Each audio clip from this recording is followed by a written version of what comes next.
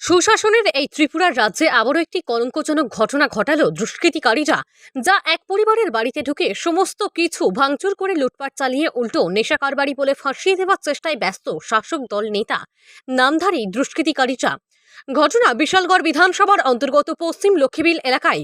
জানা গেছে, গত 21শে এপ্রিল জসিমউদ্দিনের বাড়িতে এলাকার কিছু নেতা নামধারী আক্তার হোসেন, আবুল খায়ের, কবির হোসেন, ছোটুন মিয়া, ফেরদৌস মিয়া সহ বেশ কিছু দুষ্কৃতিকারীরা মদ পান করে নেশাগ্রস্ত অবস্থায় রাতের অন্ধকারে প্রবেশ করে ওনার মারুতি গাড়ি, বাইক এবং ঘরের সমস্ত আসবাবপত্র ভাঙচুর করে ঘরে থাকা নগদ টাকা ও স্বর্ণালংকার লুটপাট চালায়।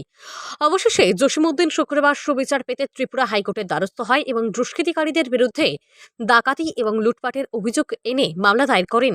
শনিবার জসিমউদ্দিন সহ ওনার স্ত্রী সংবাদ মাধ্যমের দ্বারস্থ হয়ে তাদের পরিবারের সাথে ঘটে যাওয়া গোটা ঘটনাটি বিস্তারিতভাবে তুলে ধরতে গিয়ে জানিয়েছেন, যারা প্রকৃতভাবে বিজেপি করেন তারা কোনোদিনও এই ধরনের ঘটনা ঘটাতে পারে না এবং তারা বিশ্বাস করেন বিজেপি কখনো এই ধরনের কার্যকলাপ প্রশ্রয় দেয় না। তাই তারা মুখ্যমন্ত্রীর কাছে আরও জানিয়েছেন, দুষ্কৃতিকারীদের বিরুদ্ধে দলগত এবং প্রশাসনিকভাবে যেন কঠোর পদক্ষেপ গ্রহণ করা হয়। কি ছিল দিদি ওই দিন ঘটনাটা? ওই দিন আমার হাজব্যান্ড একটা জায়গা বিক্রি করছিল। বিক্রি করার পর একটা লোক বলতে ছোট্টু মিয়া নামে একজন লোক দেখছিল, যে লেনদেন করছিল, যে এটা দেখছিল। দেখার পরে তারা যে গ্রুপের লোক আছে সবাই নিয়ে আইয়া আমার বাড়িতে আক্রমণ করছে, টাকাটা নিয়ে যাওয়ানোর লেগে। টাকাটা তো নিচে সাথে আমার বাড়ি ঘর ভাঙচুর করছে, আমার ঘরের জিনিসপত্র যা কিছু আসলে সব ভাঙচুর করছে, আমার গাড়ি প্লাস আমার গাড়ি ভাঙচুর করছে, বাইক ভাঙচুর করছে।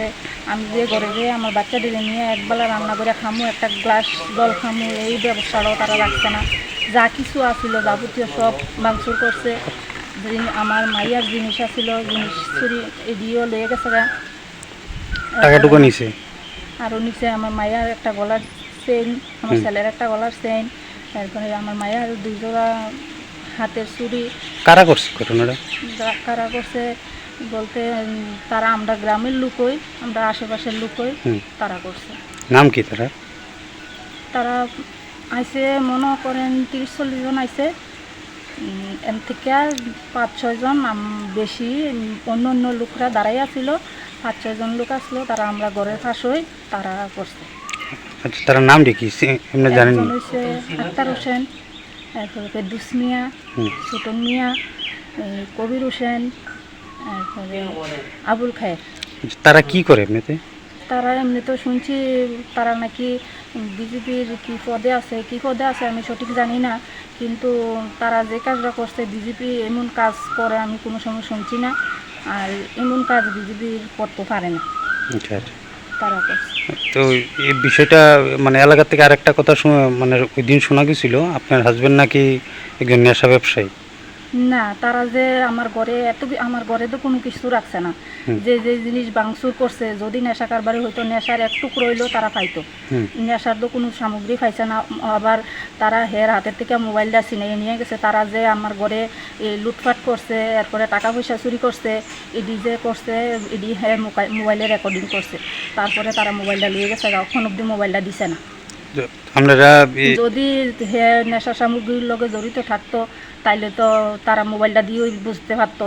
আর অতদিন কেউ কোনো দিন থানা তো কমপ্লেন করছে না, গ্রামও কমপ্লেন করছে না, এমন কোনো দিন কেউ জানছো না যে হ্যাঁ নেশা করে, মানে আপনি মিথ্যা কথা।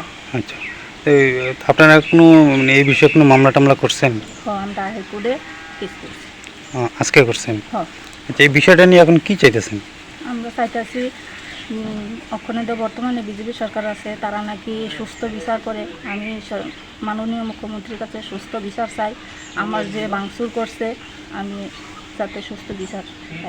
আপনারা এখন কোন জায়গাতে থাকেন? আমরা বিশ্রামগঞ্জে। তারা আমাদের বাড়িতে ঢুকতে দিতে মানুষের কাছে বাড়ি ছাড়া হয়ে আছে, হ্যাঁ বলা বলি করে। বাড়িতে গেলে আমার বাচ্চা আছে 2 জন, তারা কইতেছে বলে কাটতে লাগবে, কী করবো, এই হ্যান ত্যান করবো এমন কর। আপনার নাম?